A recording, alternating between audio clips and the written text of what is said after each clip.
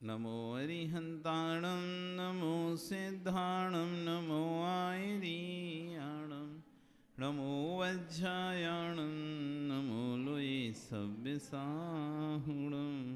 बोले अनंतानंद से परमेष्टि भगवान की, आदिर्ब्रह्म आदिनाथ भगवान की, वर्तमान शासन महावीर भगवान की, आचार्य श्री 108 बादीराज सूरी महाराज की, आचार्य और विश्व सागर जी महाराज की, अहिंसा में विश्व धर्म की।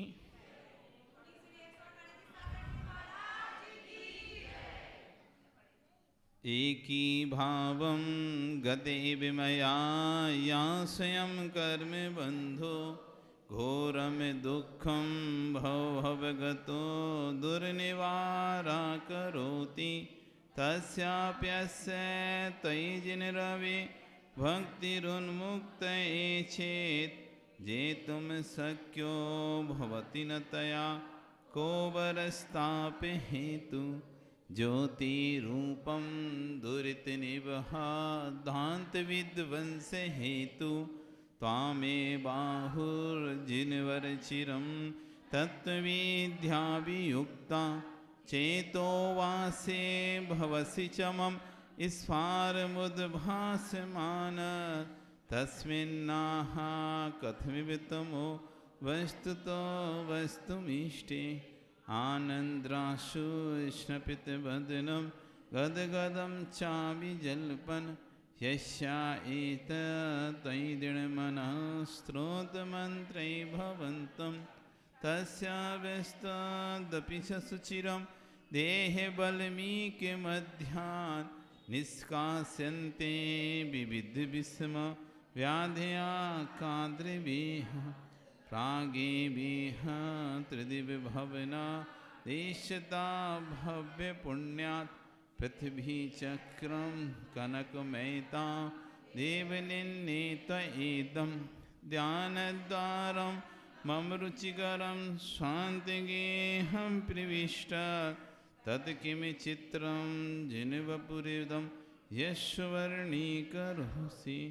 लोकस्यैकस्तमसि भगवन् निर्निमित्तेन बन्धुस्त्वयि भासो सकलविषया शक्तिरप्रत्यनीका भक्तिस्पीतां चिरमदिवसन् मामिकां चित्तशय्यां मय्युत्पन्नं कथमिव तथा क्लेशयो जन्माटव्यां कथमपि मया देवदीर्घं भ्रमित्वा प्राप्ते बियं तव न कथा स्फारपीयूषवापि तस्यां मध्ये हिमकरहिमं वियूषीते नितान्तं निर्वग्नं मां न जहति कथं दुःखता।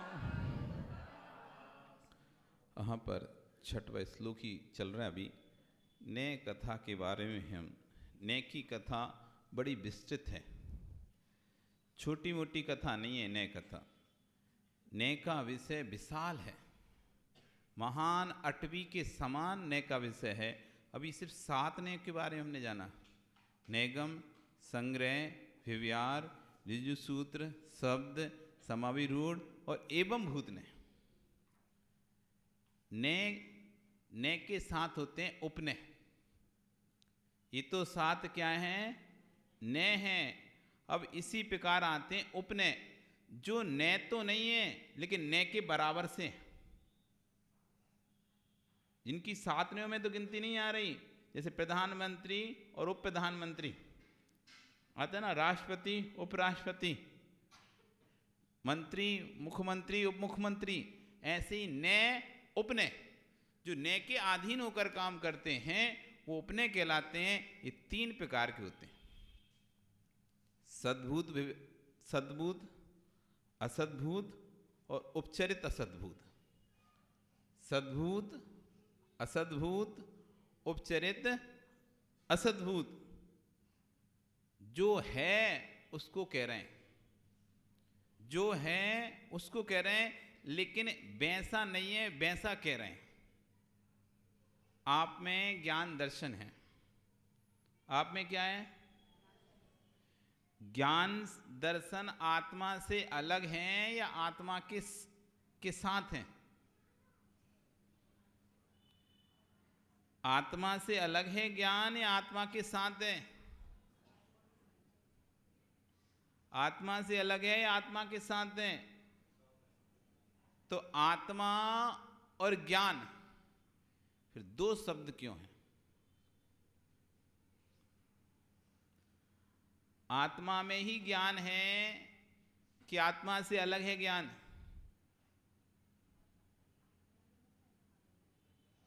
आत्मा में ही ज्ञान है कि आत्मा से अलग है ज्ञान?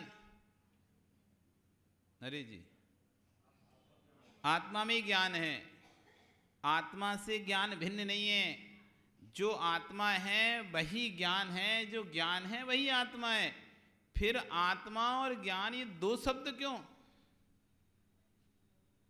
वस्तु एक है तो शब्द दो क्यों?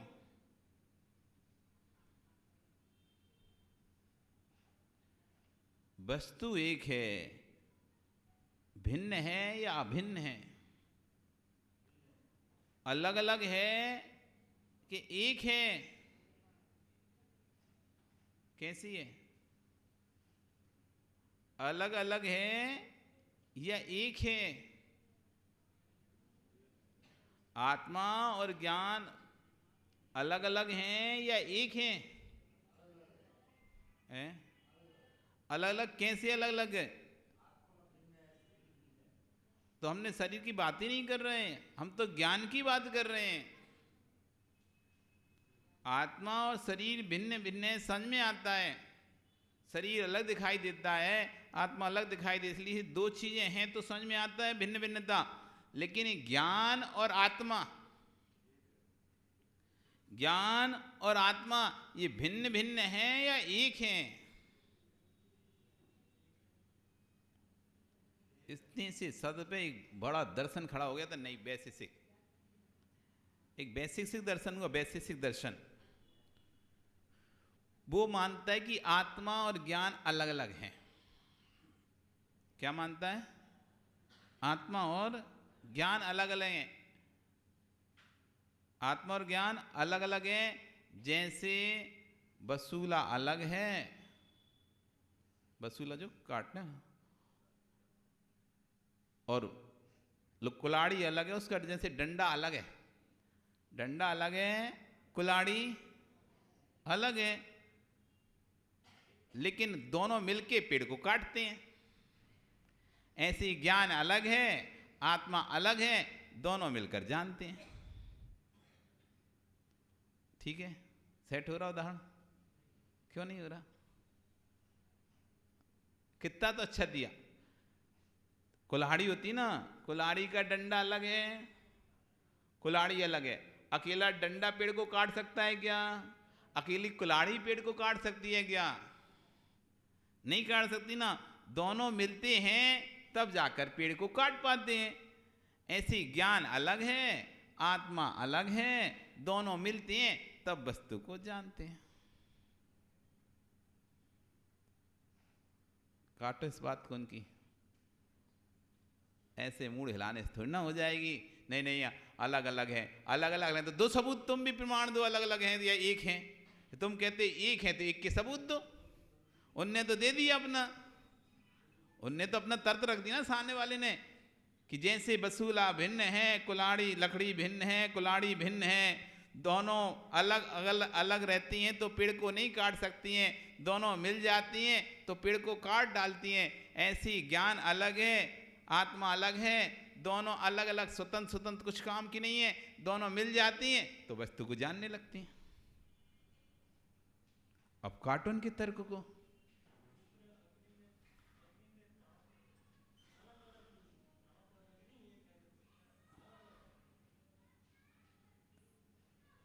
तर्क दो, तर्क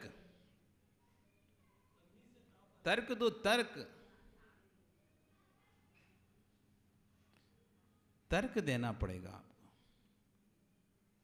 अग्नि से ताप, ये तो आपने उदाहरण दे दिया, सिद्धि करो इसकी। अब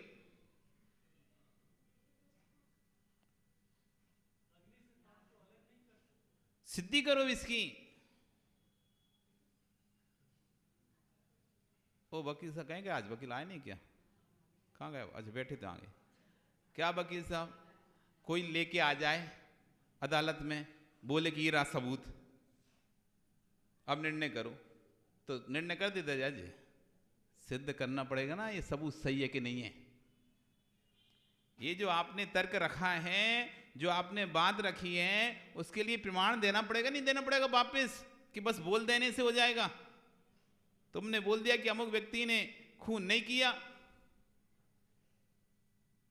ये देखो वो तो था ही नहीं, वो तो था ही नहीं, आपने बोला कि अमुक व्यक्ति ने खून नहीं किया, वो तो यहां पे था ही नहीं, तो नहीं था के प्रमाण देने पड़ेंगे, नहीं देने पड़ेंगे आपको। सिर्फ बोलने मास से कुछ नहीं होगा। अग्नि से उष्णता भिन्न नहीं है, ऐसे ज्ञान से, तो ज्ञान से गुण क्यों भिन्न नहीं है?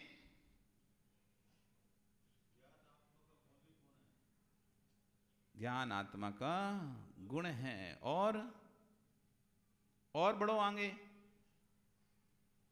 आधे रास्ते तो पहुंच गए, आधे रास्ते भी अटक गए, आधा सबूत सही है तो वो फैले ही है फिर वो तो। ज्ञान आत्मा का गुण है, और इसके बाद अग्नि, ताप अग्नि का गुण है, फिर और आगे, इसके आगे, इससे आगे बढ़ो ना। अब ज्ञान आत्मा का गुण है, अग्नि ताप अग्नि का गुण है, आत्मा गुणी है, अग्नि गुणी है, गुण गुणी से भिन्न नहीं होते हैं। गुण गुणी से भिन्न नहीं होता है। यदि गुण गुणी से भिन्न हो जाएगा तो गुणी नाम की कोई वस्तु नहीं बचेगी और गुण नाम की कोई वस्तु नहीं होगी। यदि अग्नि से उसकी उष्णता को भिन्न कर देंगे, अग्नि से उसकी उष्णता को अलग कर देंगे, तो अग्नि नाम की वस्तु कौन सी है फिर? उष्णता का नाम ही तो अग्नि है। अग्नि को उसकी उष्णता से अलग कर दिया जाए तो अग्नि नाम की कौन सी वस्तु रहेगी? उष्णता ही तो अग्नि है, अग्नि ही तो उष्णता है। अभेद संबंध है, अभेद संबंध। कौन सा संबंध है ये? अब अभेद संबंध है, अलग अलग नहीं किया जा सकता, अलग अलग नहीं किया जा सकता। एक को अलग करेंगे तो दूसरा स्वतः ही अलग हो जाएगा। उष्णता को आप नष्ट करोगे तो अग्नि नष्ट हो जाएगी, अग्नि को नष्ट करोगे तो उष्णता नष्ट हो जाएगी। ऐसा नहीं होगा कि अग्नि नष्ट हो जाए और उष्णता बची रहे, उष्णता नष्ट हो जाए और अग्नि बची रहे। अभिन्न है। जैसे अग्नि में उष्णता अभिन्न है, अग्नि से उष्णता को पृथक नहीं किया जा सकता है, वैसे ही आत्मा में ज्ञान गुण अभिन्न है, उसको आत्मा से पृथक नहीं किया जा सकता। यदि पृथक स्वीकार करेंगे तो आत्मा नाम की कोई वस्तु ही नहीं होगी। यदि पृथक स्वीकार करेंगे तो आत्मा नाम की वस्तु ही नहीं होगी। न्याय में सबसे बड़ी विशेषता यही होती है नरेश जी, नहीं तो रमेश से पूछ लेना। जो व्यक्ति अपनी बात को जितनी अच्छी तरह से रख पाता है ना, वही न्याय विद्या में जीत पाता है। तुम कितने ही अच्छा जानते हो, कितने अच्छे बोलते हो तुम, लेकिन मजिस्ट्रेट के सामने प्रस्तुतिकरण आपका अच्छा नहीं है तो मजिस्ट्रेट कहते हैं भैया, तो जब तुम्हें अपने आप में कॉन्फिडेंस नहीं है तो क्या तुम उसको जिताने के लिए आए हो? पहले स्वयं में तो कॉन्फिडेंट होना चाहिए ना, स्वयं में निर्णय होना चाहिए कि हाँ सामने वाला निर्दोष है, तब तो तुम सामने वाले को निर्दोष सिद्ध कर पाओगे। स्वयं ये भी कंफ्यूजन में हो कि पता नहीं निर्दोष है कि नहीं है कि नहीं है कि नहीं है, तो क्या तुम दूसरे को न्याय दिला पाओगे? न्याय दिलाना है तो पहले पूरी जानकारी होना चाहिए, अंदर तक, डीप तक, गहरे तक जाना पड़ेगा, हजारों प्रश्नों को पढ़ना पड़ेगा, पुराने सारे आदेश, पुराने निर्देश, पुराने केस सबको टटोलना पड़ेगा, उससे संबंधित पुस्तकें पढ़नी पड़ेंगी, तब कहीं जाकर तुम अपने अंदर वो जुनून, वो जज्बा, वो विश्वास पैदा कर पाओगे, नहीं मैं इस व्यक्ति को बचा सकता हूं। ये न्याय विद्या है, न्याय विद्या। हर कोई का खेल नहीं है। कोई भी जाए और छुड़ा लाए अपने क्लाइंट को, कोई भी जाए और छुड़ा लाए क्लाइंट को, पसीना छूट जाता है वहां पे। जब सामने वाला प्रश्नों की झड़ी लगाता है ना, जब सामने वाला प्रश्नों की झड़ी लगाता है ना, पसीना छूट जाता है। और जहां तुमने थोड़ा सा भी लूज पॉइंट दिया, बस खत्म काम तुम्हारा। वसूला अलग है, आपने कहा था वसूला अलग है, लकड़ी अलग है। दोनों के मिलने से कटता है। हमारा ज्ञान कोई वसूला लकड़ी नहीं है। हमारा ज्ञान कोई वसूला लकड़ी नहीं है। हमारा ज्ञान तो दीपक के प्रकाश की भांति है। हमारा ज्ञान तो अग्नि के उष्णता की भांति है। जैसे दीपक में प्रकाश, अग्नि में उष्णता भिन्न नहीं की जा सकती, वैसे आत्मा से ज्ञान गुण भिन्न नहीं किया जा सकता। फिर दो नाम क्यों दे रहे हो आप? जब एक ही हैं तो दो नाम देने की क्या जरूरत है? हाँ, एक ही हैं, दो नाम की जरूरत नहीं है, लेकिन फिर भी ये गुण हैं, ये गुणी हैं, इस बात को बताने के लिए हमने दो शब्दों का उपयोग किया है। नहीं तो हम किसको कहते कि कौन गुणी है, कौन गुण है? एक होने पर भी आत्मा का ज्ञान गुण है, आत्मा गुणी है। इस सद्भूत ने कह रहा है आत्मा में ज्ञान दर्शन गुण है। एक होने पर भी आत्मा को जो अलग अलग करके देख रहा है, लेकिन फिर भी वैसा नहीं दे बता रहा। एक है, एक नहीं बता रहा, अलग अलग करके बता रहा है, भिन्न भिन्न करके बताया। आत्मा में ज्ञान दर्शन गुण, आत्मा में क्रोध मान माया लोभ कसाय, ये आत्मा की है। ज्ञान गुण आत्मा का है ना, ऐसी कसाय भी आत्मा की हैं। स्वभाव जब गुण आत्मा का है तो विभाव गुण भी आत्मा का ही है, कोई दूसरे का नहीं है, आत्मा का ही है। ये सद्भूत व्यवहार ने कहता है मैं ज्ञान दर्शन से युक्त हूं, मैं क्रोध कसाय से युक्त हूं, मैं क्रोधी हूं, मैं नहीं आत्मा। आत्मा क्रोधी है, जबकि आत्मा क्रोधी नहीं है, लेकिन आत्मा का विभाव गुण है क्रोध करना।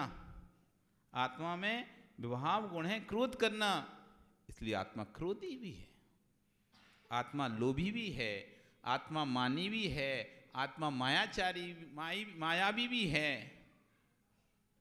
मैं मायावी भी हूं, लोभी भी हूं, क्रोधी भी हूं, मानी भी हूं। ये कौन सा ने कह रहा है? मैं भगवान आत्मा भी हूं। इस सद्भूत व्यवहार ने कह रहा है।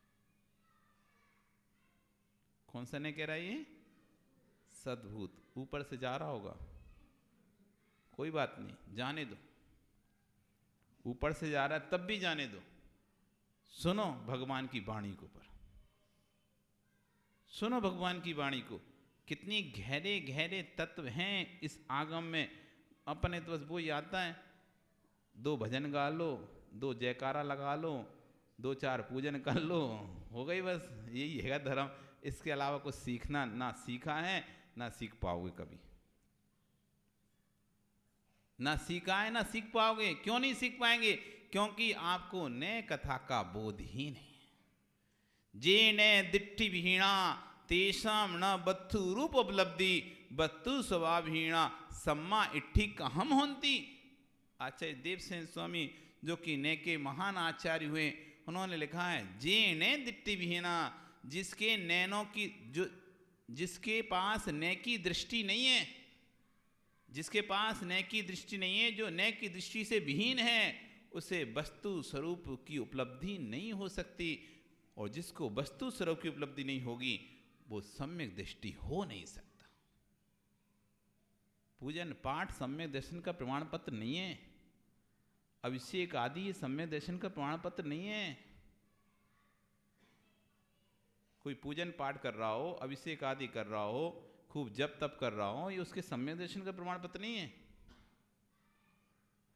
उसका ज्ञान कितना समीचीन है वो सम्यक दर्शन का प्रमाण पत्र। चार्यस्यहीन व्यक्ति का कल्याण हो सकता है, चार्यस्यहीन व्यक्ति पुनः तपस्या कर कर मोक्ष जा चला जाएगा, लेकिन सम्यक दर्शन से हीन व्यक्ति कितनी भी तपस्या कर ले मोक्ष नहीं जाने वाला, नहीं जाने वाला। आपकी पूजा, आपका पाठ तभी सफल होगा जब सम्यक दर्शन होगा। जब सम्यक दर्शन होगा तभी सफल होगा, अन्यथा नहीं होगा। क्या नाम भाई तुम्हारा? नीचे बैठे भैया का विकास। विकास क्या करते हो? व्यापार करते हो ना? काय का व्यापार है? जड़ी बूटियाँ रहती। तो कभी चेक में काटते हैं? चेक में देते हो कि नहीं देते? किसी को काट के देते हो ना? तो भैया आप काय का व्यापार करते हो? हाँ, आयकर सलाहकार। बहुत अच्छे। फिर तो क्या नाम है आपका? सुराना जी। ये बताइए, चेक तो आप आते ही होंगे, देखते ही होंगे चेक लोगों के आते हैं जाते हुए चेक। आयकर के सलाहकार आप हैं तो चेक आप आते जाते देखते हैं। तो ये विकास एक चेक लेकर आया आपके पास और बोलता है इसमें मैंने 10 शून्य रख दिए, कितने पैसे मिलेंगे? हाँ, क्यों? 10 शून्य तो हैं, साइन भी पूरे हैं, अंक नहीं है। चेक की कोई कीमत नहीं है। क्यों? अंक नहीं है। सुराना जी, अंक नहीं है। सम्यक दर्शन अंक है, सम्यक दर्शन अंक है, तपस्या शून्य है। सम्यक दर्शन अंक है, तपस्याएं शून्य हैं। व्रत जप उपवास ये शून्य है। ये शून्य तभी शोभा को प्राप्त होंगी जब अंक होगा। यदि अंक नहीं है तो चेक पर कितनी भी शून्य रख दो, कितनी भी शून्य रख दो, विकास कुछ भी नहीं मिलेगा। मिलेगा सुराना जी? एक भी शून्य नहीं रखी हमने, एक अंक लिख दिया उस पे। एक भी शून्य नहीं रखी, एक अंक लिख दिया। पैसा मिलेगा कि नहीं मिलेगा? कोई तपस्या नहीं, कोई जाप नहीं, कोई उपवास नहीं, कोई किसी प्रकार का कोई व्रत का पालन नहीं। जो भगवान ने कहा है वो सब सत्य है। बस जो गुरु ने कहा है वो सत्य है, जो प्रभु ने कहा है वो सत्य है। इदमेव दृश्यमेव तत्वम नान्यम न चन्नता। ऐसा ही है तत्व, इसी प्रकार का तत्व है, अन्न नहीं है, अन्यथा नहीं है। इसी अकाट श्रद्धा है उसके अंदर। अंजन चोर का तो नाम आपने सुना ही था, सुना ही नहीं सुना? किसने नहीं सुना? सभी ने अंजन चोर का नाम सुना है ना? कौन सा ऐसा व्यसन था जो वो नहीं करता था? चोरी करना, जुआ खेलना, शराब पीना, मांस खाना, वेश्या सेवन, परिश्रवण, शिकार खेलना, सप्त व्यसनों का सेवन करता था। कोई भी ऐसा व्यसन नहीं था जो उससे छूटा हो। एक दिन वो वेश्या के पास गया। वेश्या कहती कि नहीं, आज तो मैं तुमको तभी छूने दूंगी जब तुम राजा के यहाँ पर जो हार था रानी के गले में, जो आज मैंने देखा था 9 लाख का हार, वो लेकर आओगे तो ही आज मेरा स्पर्श करोगे, नहीं तो चले जाओ यहां से। अब वो चोर उस पर आसक्त था। नहीं नहीं, तुम नाराज मेरे पर ला कैसे सकते हैं? वो तो बहुत पहरे के अंदर है, इतना राज सभा में इतना कड़ा पहरा, कैसे जा सकते हैं? नहीं जा सकते। तो नहीं जा सकते तो ठीक है, मैं भी आपसे बात नहीं करूंगी, नहीं करेंगे बात हम। अब क्या करता, चलो ठीक है, अब जाते हैं। उसके पास एक अंजन था, तो आंखों में अंजन लगाता था और अदृश्य हो जाता था, दिखाई नहीं देता था किसी को। उसने अंजन लगाया और निकल पड़ा। अंजन की भी समय सीमा थी, एक लिमिट थी, उतने समय तक काम करता था। आधा 1 घंटे 2 घंटे उसी के बीच में उसे अपना काम करना होता था। 1 घंटे का समय मिलता था, आधा घंटे का समय था, उतनी देर वो अंजन काम करेगा। वो अंजन लगाया और महल में प्रवेश कर दिया, किसी को दिखाई नहीं दिया, और उसने धीरे से रानी के गले से हार निकाल लिया और निकाल कर भागने लगा। अब वो तो नहीं दिखाई दे रहा था, लेकिन वो रत्नों का हार था। उसकी चमक इतनी तीव्र थी कि दूर से अंधेरा भी हो तो वहां पर ही प्रकाश हो जाए।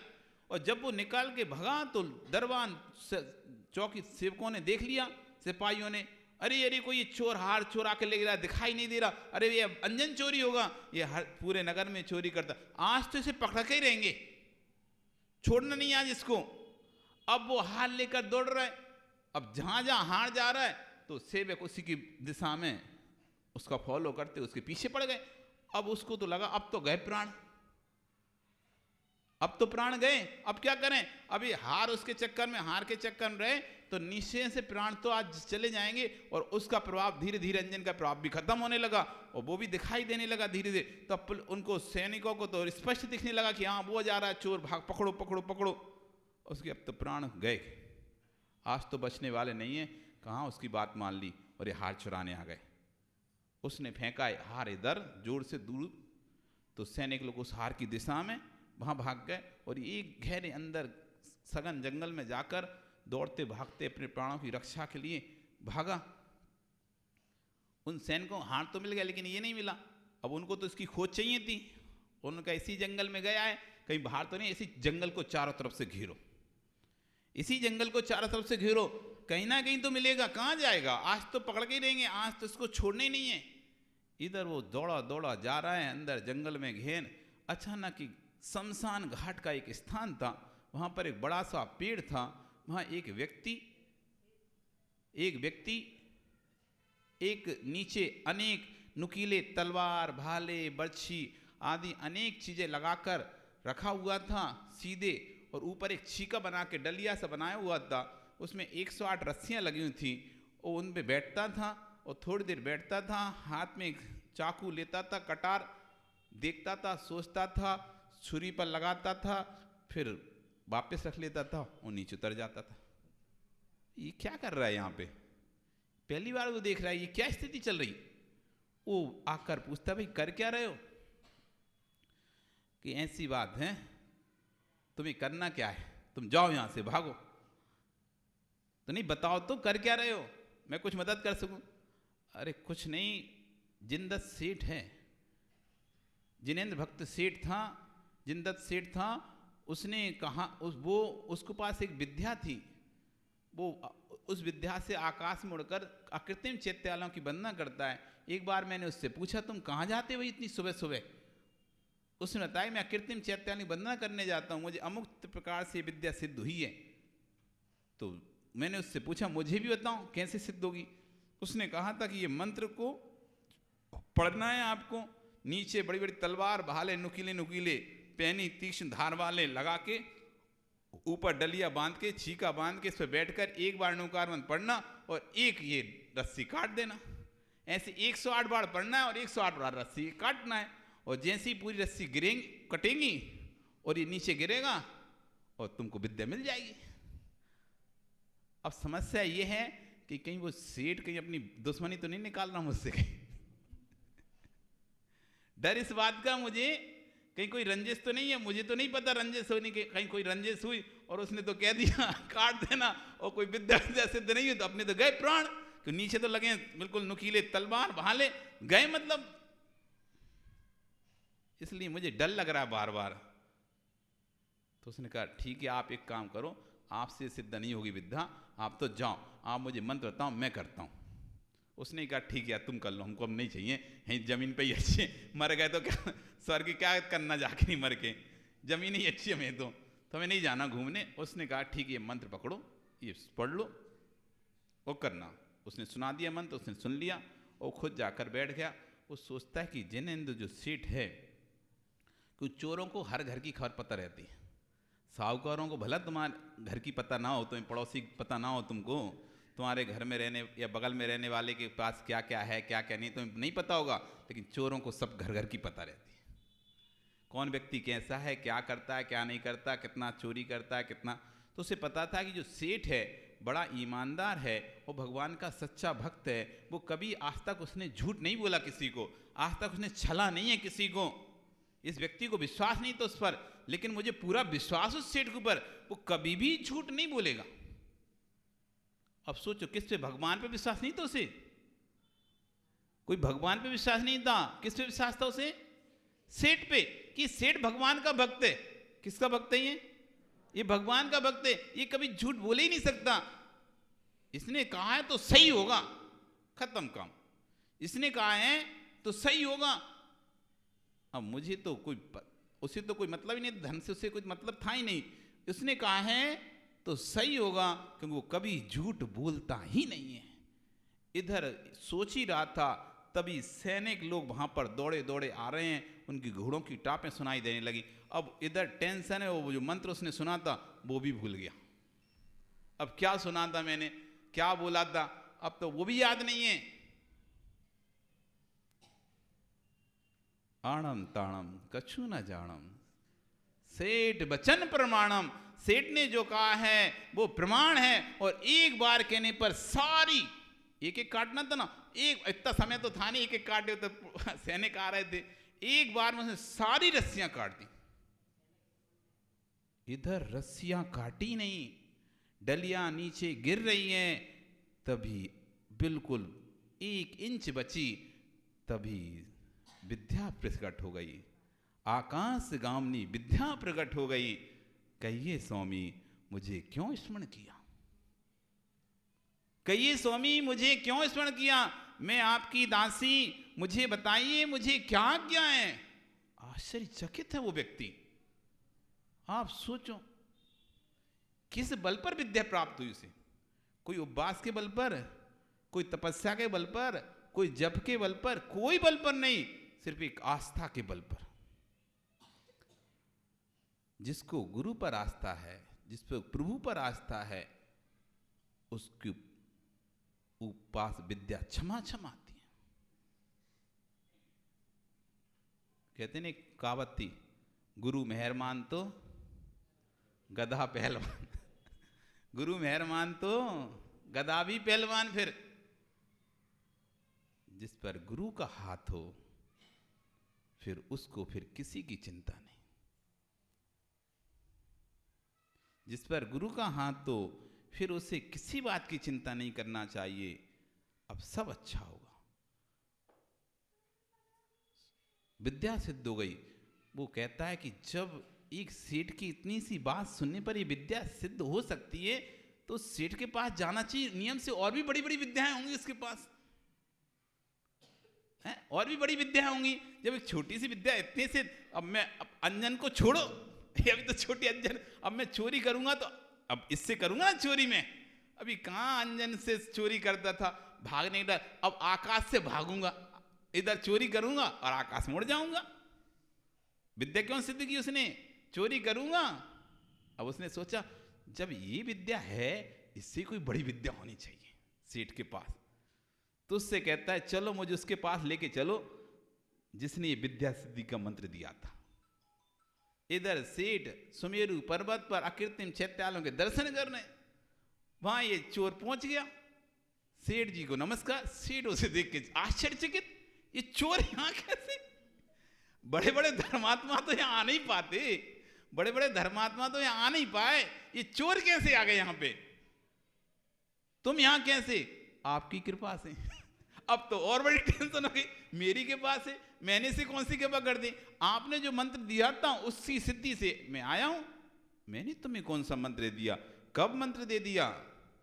तब उसने पूरा घटनाक्रम सुनाया कि आपने जिसको मंत्र दिया था उसको श्रद्धा नहीं था, आपके ऊपर आस्था ही नहीं थी, इसलिए वो सिद्ध नहीं कर पाया। लेकिन मुझे पता था कि आप कभी झूठ नहीं बोलते, इसलिए मैंने तो एक बार में काट दी। अब मुझे एक बात जाननी है आपसे कि क्या इससे भी कई बड़ी कोई विद्या है क्या? इससे बड़ी कोई विद्या है क्या? कि हाँ है। कि कौन सी विद्या है? केवल ज्ञान विद्या।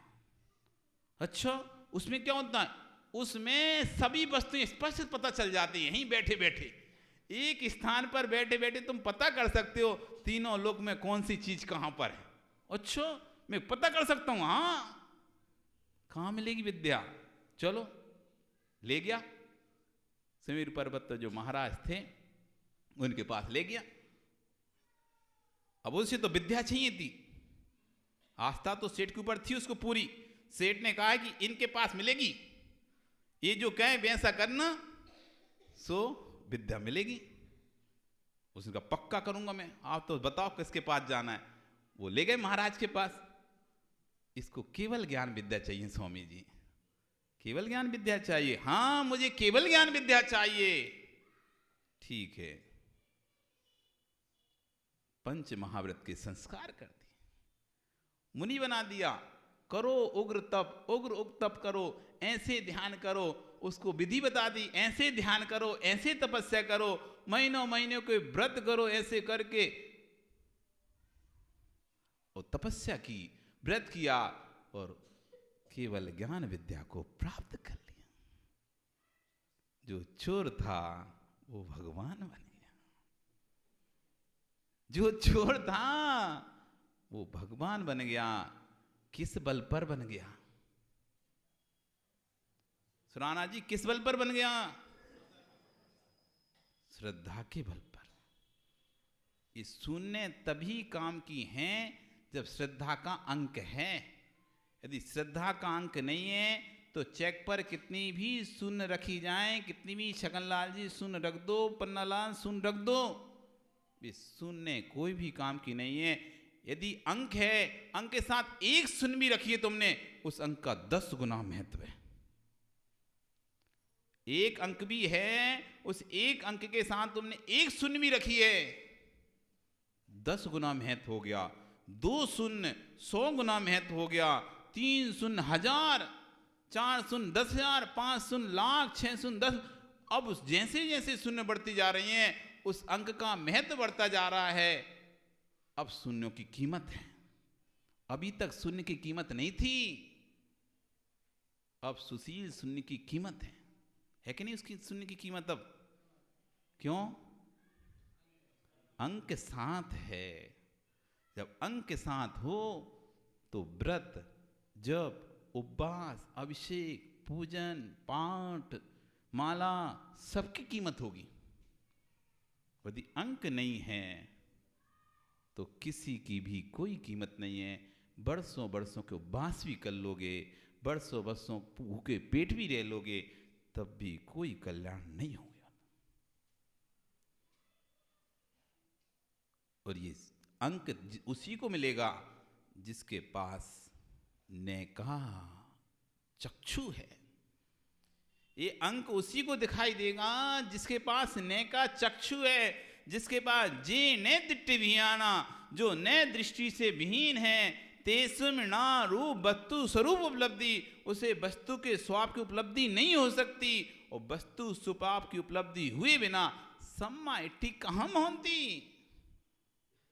सम्यक दृष्टि कैसे हो पाएगा? नहीं हो सकता सम्यक दृष्टि। इसलिए एक एक नय को समझना पड़ेगा, एक एक नय को गहरे से समझना पड़ेगा। ऊपरी डुबकी लगाने से मोती नहीं मिलते हैं, ऊपर की उथली उथली डुबकी लगाने से प्रवीण मोती नहीं मिलते हैं। सुरेश, मोती चाहिए तो गहराई में जाना पड़ेगा।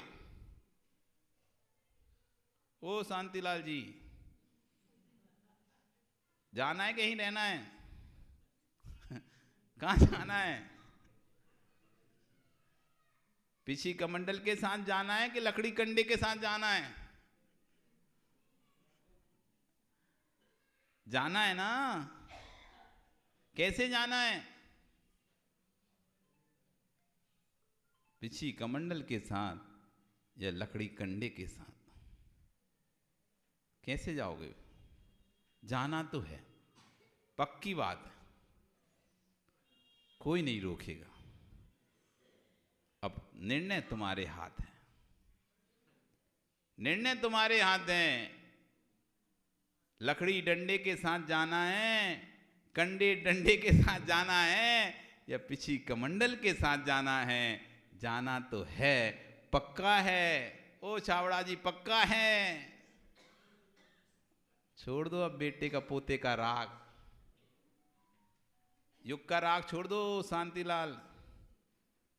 वो पोता है हमारा महाराज, बड़ो याद कर लेते हैं, प्रवचन सुनते आपके। इसका राग छोड़ो अब पिछी कमंडल का राग करो तो लकड़ी डंडों से बच जाओगे। आपका समय हो गया, कल फिर आओगे। पर्याय रही तो अगला ने और समझेंगे अपन। आज कौन सा नेता? सद्भुत व्यवहार ने, जो गुण गुणी में एक होने पर भी भेद कर कर गुण गुणी को कहता है। एक वस्तु को भी संज्ञा लक्षण प्रयोजन की अपेक्षा से भेद कर देता है। किसके अपेक्षा से भेद कर रहे हैं अपन? वास्तव में वस्तु तो एक ही है, लेकिन फिर भी हम संज्ञा के अपेक्षा से, लक्षण के अपेक्षा से, प्रयोजन के अपेक्षा से उसमें भेद कर रहे हैं। अभेद में भी जो भेद करके देखता है उसका नाम है सद्भुत व्यवहार ने। अभेद में भी क्या कर रहा है? जो भेद कर रहा है, भेद करके देख रहा है, ये सद्भुत व्यवहार ने। स्वभाव में, विभाव में शुद्ध सद्भुत व्यवहार ने, जो शुद्ध स्वभाव में भेद करता है।